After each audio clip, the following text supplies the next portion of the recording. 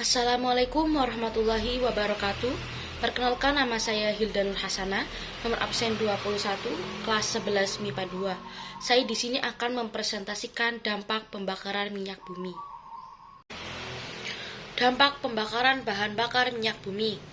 Pertama, reaksi pembakaran tidak sempurna bahan bakar minyak bumi. 2. Polutan-polutan yang dihasilkan dari pembakaran minyak bumi beserta dampaknya terhadap manusia dan lingkungan. 3. Carilah solusi cara mengatasi polutan udara yang bisa kalian terapkan di sekitar rumahmu. Polutan spesifik dan cara mengatasinya.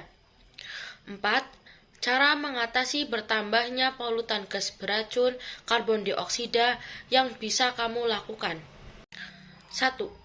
Pembakaran tidak sempurna terjadi jika tidak ada oksigen yang cukup untuk membakar bahan bakar sepenuhnya. Menjadi gas karbon dioksida dan uap air. Pembakaran tidak sempurna akan menghasilkan partikel padat yang dikenal dengan asap dan berisi butiran-butiran halus dan karbon atau jelaga, karbon monoksida, karbon dioksida, dan uap air.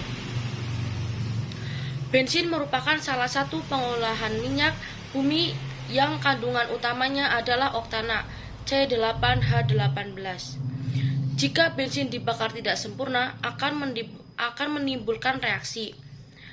Jika memperhatikan reaksi pembakaran tidak sempurna, dapat disimpulkan bahwa pembakaran dapat berlangsung sempurna atau tidak ditentukan oleh perbandingan jumlah atau volume bensin dengan volume gas oksigen atau O2. Semakin terbatas jumlah oksigen, semakin tidak sempurna pembakaran yang terjadi. 2. Polutan-polutan hasil pembakaran minyak bumi beserta dampaknya. 1. Gas karbon dioksida atau O2 merupakan gas rumah kaca yang dapat menyebabkan terjadinya pemanasan global. Dampak menyebabkan terjadinya pemanasan global. 2. Gas monoksida merupakan gas beracun yang tidak berbau dan tidak berasa. Di dalam tubuh, gas karbon monoksida akan berikatan dengan hemoglobin sehingga mengganggu fungsi hemoglobin dalam mengikat oksigen. Dampak pada kadar tertentu dapat menyebabkan kematian. 3. Gas belerang dioksida atau sulfur aloksida merupakan senyawa yang dibentuk dari kombinasi unsur sulfur dan oksigen.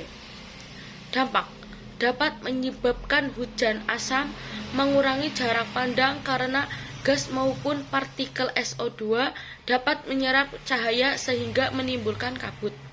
4. Nitrogen monoksida adalah senyawa dengan rumus berupa NO yang berfungsi sebagai molekul sinyal intraseluler pada mamalia, termasuk manusia.